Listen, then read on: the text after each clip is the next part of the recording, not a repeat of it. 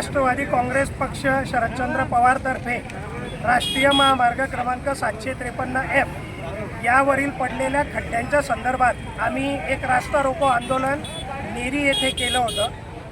हे आंदोलन करण्यामागचा आमचा उद्देश एकच होता की नेरी जवळील जे पूल आहे त्या पुलांवर अक्षरशः एक दीड फुटाचे खड्डे मागील 1 महिन्यापासून पडलेले आहेत। सध्या पावसाळ्याचे दिवस आहेत, पावसाचं पाणी त्या खड्ड्यांमध्ये साचलं की ते खड्डे प्रवाशांना दिसत नाही आणि त्या खड्ड्यामध्ये पडून मागच्या 15-20 दिवसामध्ये जवळपास 4-5 ॲक्सिडेंट झाले। आमचा या सरकारला आणि प्रशासनाला एकच प्रश्न आहे की तुम्ही इथे कोणाचा जीव जाण्याची वाट बघतायत का?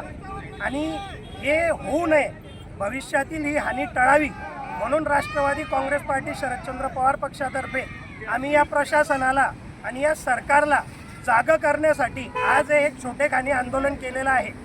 आजच्या या आंदोलनाच्या निमित्ताने आमचं या सरकारला आणि या प्रशासनाला जे विकासाचं खूप डिंग्या हाकतं, या सरकारला आमचं एकच आवाहन आहे की येत्या 10 दिवसात जर हे खड्डे बुजवले गेले नाहीत तर आम्ही याच ठिकाणी एक तीव्र आंदोलन करू आणि हा राष्ट्रीय महामार्ग आम्ही ठप्प करू।